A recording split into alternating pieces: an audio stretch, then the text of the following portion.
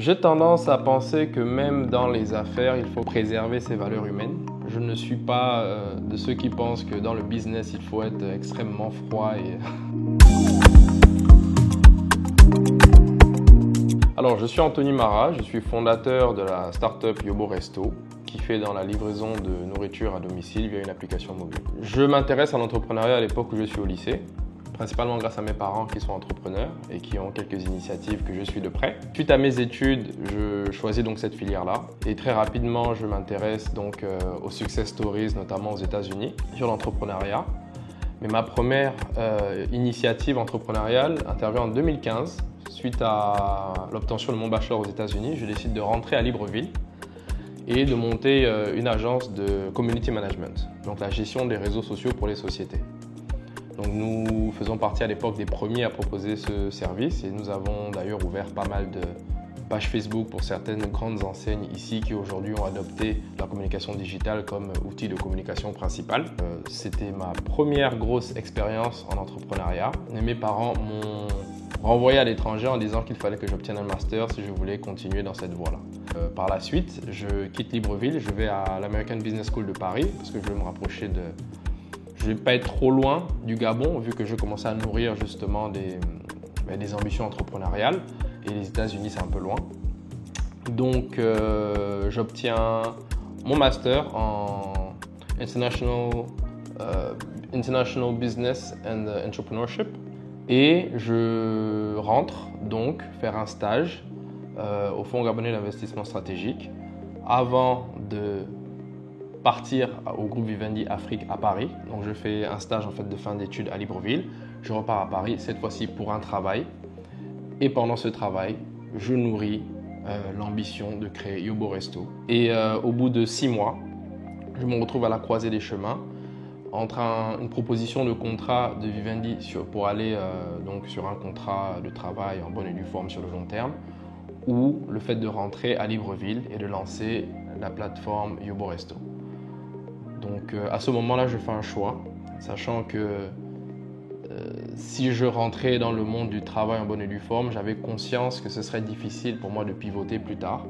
Donc je me suis dit, je me jette dans l'aventure de maintenant. Et en 2017, je rentre à Libreville pour lancer Yobo Resto, qui verra le jour donc, dans le premier mois de l'année 2018. Il y a naturellement beaucoup d'obstacles que l'on rencontre en tant qu'entrepreneur, mais je pense qu'il y a des obstacles qui sont spécifiques au secteur que l'on choisit. Donc je vais vous parler des obstacles que moi j'ai rencontrés dans le digital. Lorsque je rentre, le niveau de numérisation des services, de digitalisation des services au Gabon n'est pas celui qu'il a aujourd'hui en 2024. Fort heureusement, on a eu une belle évolution. Lorsque j'arrive, je propose donc aux restaurants de s'inscrire sur ma plateforme pour pouvoir livrer leurs plats via les canaux de Yobo Resto. Et je vais prendre cette anecdote qui caractérise bien l'état d'esprit à l'époque. C'est un restaurant de la place qui me dit « Monsieur, la nourriture, c'est du réel, ce n'est pas du digital. » Donc c'est pour vous dire la complexité avec laquelle il fallait naviguer à l'époque pour convaincre quelques restaurants de s'inscrire sur la plateforme et de bien vouloir nous faire confiance. Donc je dirais la culture de la digitalisation à l'époque, en 2018, ne laissait pas trop d'espace pour des startups novatrices comme ça. Il y avait aussi les problèmes qui sont classiques à notre environnement. La livraison, c'est de la logistique. La logistique implique la qualité des routes. Les paiements en ligne n'étaient pas très développés. C'est pas comme s'il y avait aussi beaucoup de motards à l'époque. En tout cas, il n'y avait pas beaucoup de jeunes qui prenaient la moto comme un outil de travail périn, comme c'est le cas aujourd'hui. Comme je le disais, le service digital, les gens n'y étaient pas forcément habitués. Donc lorsqu'on demande à des clients de passer par une application mobile pour se faire livrer, plutôt que de passer commande au téléphone, ça les déroute un peu. Donc il a fallu tenir bon.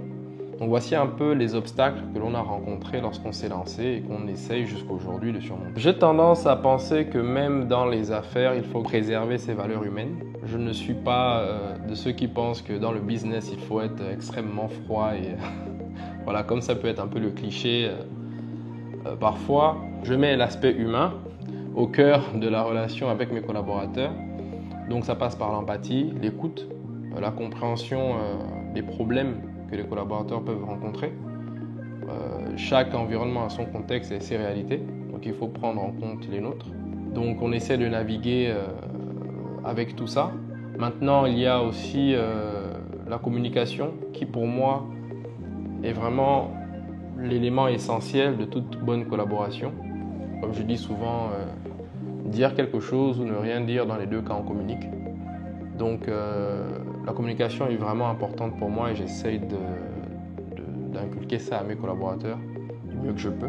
Les conseils aux futurs entrepreneurs. Alors moi, j'invite les jeunes comme les moins jeunes, enfin toute personne ayant des projets, de vraiment, dans la mesure du possible, envisager l'entrepreneuriat comme solution pérenne de développement de soi. Parce que j'y crois vraiment, c'est une solution qui, sur le long terme, permet de proposer de la valeur. Parce qu'en tant qu'entrepreneur, on innove, donc on apporte des solutions sur un marché. Ça, c'est un. En tant qu'entrepreneur, on crée de l'emploi, donc on contribue aussi au panier de la ménagère et à l'amélioration des conditions de vie des familles. Ça, c'est 2. En tant qu'entrepreneur, on paye des impôts, donc on contribue aux recettes fiscales. Ça, c'est 3. Je trouve que c'est vraiment le moyen le plus noble de contribuer au développement de son environnement direct. Et c'est vrai que c'est un choix qui est beaucoup plus difficile que d'autres. Il n'y a aucun chemin facile, mais c'est vrai qu'il y a certains critères qui peuvent rendre l'entrepreneuriat difficile au Gabon. Je pense que ces critères sont surmontables. Il y a des entrepreneurs et il faut juste avoir le courage de se lancer. À l'époque où je me lance dans l'entrepreneuriat, il y avait beaucoup moins de facilité et d'options d'accompagnement qu'aujourd'hui. Donc je suis assez satisfait de voir les efforts qui sont fournis par tous les partis, que ce soit l'État, que ce soit même les banques, les microfinances, qui accompagnent véritablement les entrepreneurs. Moi, je suis l'un de ceux qui essayent de m'appuyer sur ces outils, ces leviers pour développer mes activités.